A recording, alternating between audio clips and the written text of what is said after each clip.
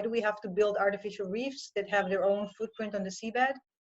And we decided to try and take marinas, ports, oil and gas facilities, anything that people put in the ocean for reason X, and use it also for ecological enhancement. Welcome to Pick-A-Peer's Future of the Industry series. This is where we discuss innovation, technology, sustainability, and travel. We host industry leaders, entrepreneurs, business owners, and experts of the maritime industry from all around the world. Pick-A-Peer provides technological and sustainable solutions to optimize marine operations and to make the sailing experience for boaters easier and more accessible. I am your host, Shlomi Singer. Today we are hosting Shimrit Perkol-Finkel, CEO of ECOncrete. Be sure to follow and subscribe to our channel for more exciting interviews and updates. Shimrit, it's great to have you with us today. Thank you. Hi, how are you doing? I'm doing fine, thanks. Where are you right now? It looks like I'm you're underwater. I'm underwater in Tel Aviv. Okay, nice. I really like your background. Is that part of the product of ECOncrete? Yes, that's one of our armor units in Haifa Bay. Nice. So maybe could you explain, I guess, a little bit about it? Because it looks like real coral. It looks like a real kind of underwater rock. Sure. So I'm one of two co-founders of ECOncrete, and we provide concrete marine solutions for coastal and marine infrastructure. The product that you see behind me is an armor unit. You use it to build breakwaters or preventments, to close marinas, to close harbors. Typical armor work is either rock or plain concrete. It doesn't have those beautiful features that you see behind me. It's typically very flat, featureless, what we call concrete deserts. And the goal of ECOncrete is to bring those products to life, to allow for a reef complex to develop on the product itself, really improving the ecosystem, and doing that without compromising any of the strength or operational capacity of the unit. That sounds amazing. How did you come up with this idea? Where did it even come from? Well, so that's me and Ido, the two co-founders. Both of us are marine biologists. We've been diving and exploring different coral reefs, mangrove beds across the globe, seeing beautiful things, but we've also seen a lot of devastation. We've had a couple of places that we visited year after year, and we found that they were completely destroyed by coastal development or even by fish blasting. And we decided that we want to make a change. My personal background was artificial reef design. How can we better design man-made structures to have reef features?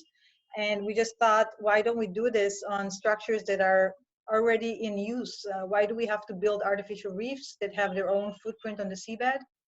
And we decided to try and take marinas, ports, oil and gas facilities, anything that people put in the ocean for reason X, and use it also for ecological enhancement. That's great. So how long have you been around for? The company was established in 2012. It took us over 2 years to do a proper validation of the technology. We've had deployments between Israel, both Mediterranean and Red Sea, and across the east coast of the US, from Key West to Savannah, Georgia, New York, and even up to the Great Lakes in Michigan. Where we had to go and dive every 6 months and really test the concrete in comparison to regular Portland cement concrete. Now we're already a team of 17 people between Israel, US, and Europe. Wow. With about 30 projects in different locations, 8 countries, 6 different seas. Oh, that's amazing. So you came up with this idea because you saw there was a need and you saw the damage that's going on. So you said, all right, we're going to try fixing it. Yeah.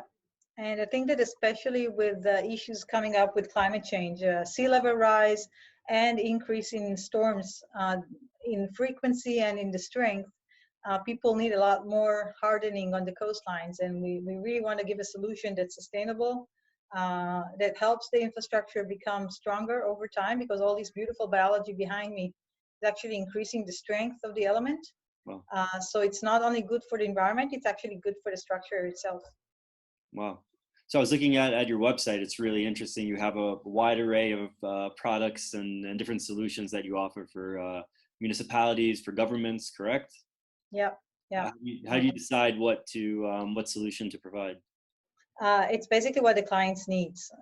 So we are engaging with landscape architects, engineering firms, design build firms, government, municipalities, ports, and we feel what is their structural need and what is their ecological need. For example, we're working now with the Port of San Diego. They have very steep seawall inclination that they have to deal with. So we developed a new product that will comply with that structural needs, but will also accommodate the specific habitat requirements that they have. So it's a dialogue, and every product has a story or a client behind it, basically. That's great. That sounds really fascinating. How do you get your how do you get the word out? How do you acquire clients, or how do they hear about you? Well, it started off with myself and my co-founder using our kind of academic hats. We've run a lot of seminars.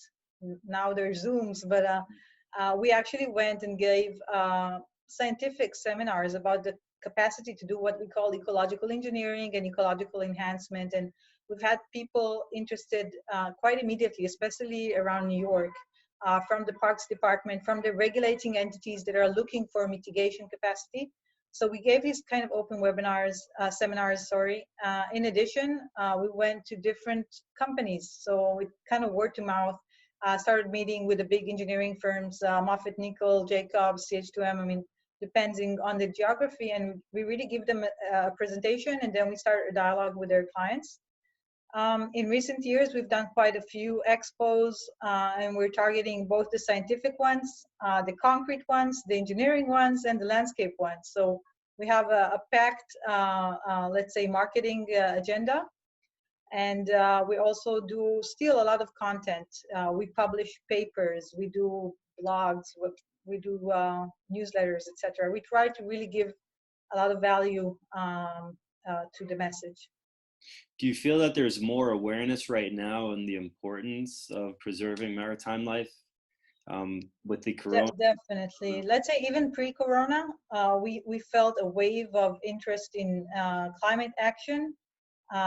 UN Sustainable Development Goals have been an amazing, let's say, tool for us. We've been working towards those types of agendas before they were kind of hype. They're not like everybody talks about sustainable development goals, and we can definitely target several of those. So it really gave us a tool to communicate easily our offering. And there's been a lot more talk since a lot of the storms around Florida, a lot of the flooding in Spain, in marinas and ports in Spain, in Italy.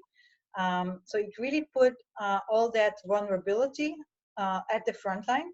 And now with COVID-19, I think that there seems to be a wave of exiting a little bit greener.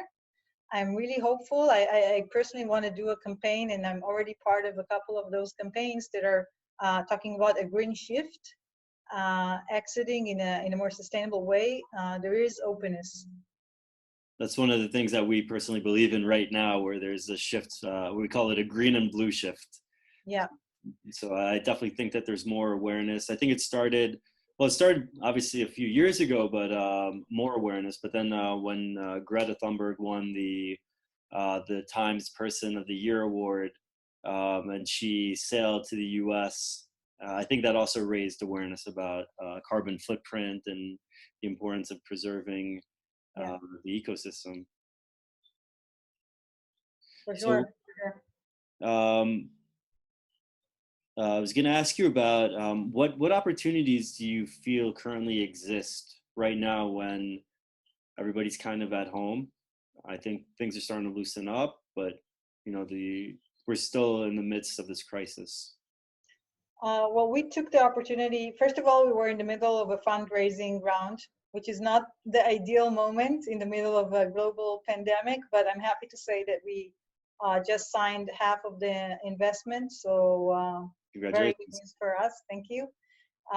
So that kind of kept us busy, but in parallel, we did try to give content, as I mentioned before, to different stakeholders. People that we wanted to share the information with and were inaccessible have been much more attentive to doing Zooms. We've done a beautiful webinar just a week ago with about 100 participants for the Union for the Mediterranean, with participants from all over the Mediterranean, from Italy to Tunisia to France and Spain. And so that was a great opportunity. We were going to do a couple of more of these. From project perspective, there is a little bit of a slowdown. So we've seen some projects like in the Port of Rotterdam that you just don't have people on the grounds to actually execute. In other cases, it's moving forward. So we feel, especially in the last 2 weeks, things are picking up again. Do you feel that the investors who are investing right now in ECOncrete, are they more from a sustainable background, or are they just investors who see an opportunity to do something good and invest? These are full-on impact investments. The investors in this round, we didn't do a PR yet, but still, it's Bridges International, Bridges Israel, sorry. And so very focused on impact with very specific KPIs, key performance indicators for ECOncrete's ability to deliver a sustainable agenda. So what do you think governments can do to help promote a solution like yours? Because it seems like right now, this is an ideal solution for coastline development, right? Because maritime ecosystem is getting destroyed. There's a lack of berthing spaces for boats, and they need to build new marinas, more locations for marinas, and there's a need for a solution like this. So how can you get an endorsement from governments and from international organizations like the UN or ICOMIA or some a different type of organization to promote and to really push ECOncrete forward? So I think it's, first of all, awareness, and I think we're getting there, the fact that things can be done differently. Until recently, I think this whole field of construction in those very vulnerable locations, once a decision has been made, like to place a new marina, obviously they tried not to build it on top of a seagrass meadow or a coral reef, but once they have decided to build it, nobody thought about how they actually construct it and how can they maximize urban marine nature, as we call it. And so we're starting to build that awareness proactively, and it's not only ECOncrete. There's a few colleagues that are doing that as well, including academic circles that are promoting that concept of ecological engineering. We are lobbying ourselves and through different channels like NGOs to bring the message out that things can and should be done differently. Talking to UN, talking to their oceans division, talking to governments, environmental agencies on how can we do it in a better way.